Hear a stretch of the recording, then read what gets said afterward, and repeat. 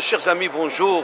Voilà, comme je le dis souvent, hein, on peut oublier ce qu'on a vu hier, on peut oublier ce qu'on a mangé hier, on peut oublier ce qu'on a dit la semaine dernière, mais on peut jamais, jamais oublier un stand qu'on a visité l'an dernier à la foire de Paris.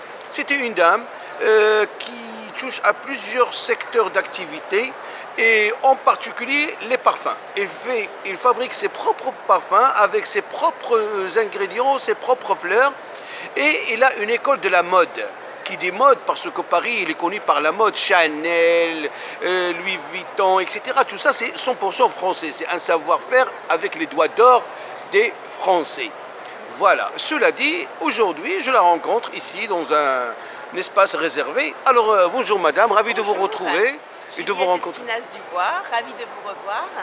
Ben là, je suis en train de visiter la foire de Paris. L'an dernier, j'avais un stand.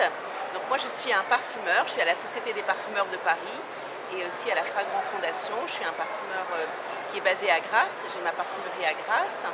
J'ai aussi une école de mode à Cannes où j'ai des étudiants qui étudient la haute couture, les techniques de haute couture, la parfumerie. Et donc, on essaye de transmettre aux jeunes, de faire des belles créations de parfums, de mode. Là, dans 15 jours, on va avoir le Festival de Cannes qui commence. Alors, on va beaucoup travailler avec le Festival de Cannes, avec les grandes maisons. On va travailler pour Dior, pour beaucoup de maisons et beaucoup de personnalités qui vont monter les marches avec des belles robes et des beaux costumes. Et donc, oui, c'est un savoir-faire à la française qui est important de mettre en avant. Voilà. Certes, mais votre école de mode, elle est accessible avec un niveau bac ou avec un bac en poche ou avec un bac plus 2? Alors nous, on donne un bachelor, c'est une école privée, un bachelor en 3 ans, bac plus, donc on fait du bac plus 3, mais après il y a des élèves qui restent 5 ans, 7 ans, parce que ça prend du temps d'apprendre les techniques de haute couture. Et après je donne aussi des petits ateliers de création de parfums pour apprendre un peu la parfumerie, le métier de la parfumerie. Il y a aussi des stages, on a aussi des étudiants ou des personnes de différents âges qui peuvent venir faire des petits stages d'apprentissage. Et on a aussi des cours semi-particuliers. Voilà. D'accord. Et si je vous propose par exemple un événement où on peut trouver les robes du bassin méditerranéen, parce qu'il faut savoir que la femme marocaine, la femme algérienne, la femme tunisienne, ils ont un savoir-faire dans la broderie, dans la production des cafetans et tout ça. Ouais. Est-ce que c'est une idée à développer ou ça sert à rien? Non, non, c'est très bien. Je pense que chaque pays a un beau savoir-faire. Et moi, je suis tout à fait ouverte dans mon école à avoir des intervenants qui viennent parler de leur passion, de leur travail. Et ça m'arrive souvent d'avoir des personnes qui passent une journée dans l'école pour expliquer leur travail. Ben, je peux vous dire que souvent, dans les grandes réceptions et dans les grandes conférences concernant le prêt-à-porter féminin, il y a toujours la femme de l'ambassadeur d'Arabie Saoudite, la femme de l'ambassadeur de Koweït, etc. Alors, est-ce que votre public et vos clients, ils sont basés au Moyen-Orient? Vous avez un pourcentage à donner? Alors, nous, l'école est ouverte à tout le monde. On a des étudiants de tout pays et de tout univers qui viennent à l'école et qui viennent apprendre, soit à l'année, soit pour des petits stages. Et on est ouvert à tout le monde qui a envie d'apprendre dans l'univers de la mode ou du parfum. Donc c'est vrai que aussi l'univers du parfum, il y a beaucoup d'amateurs de parfum en Arabie Saoudite ou à Dubaï.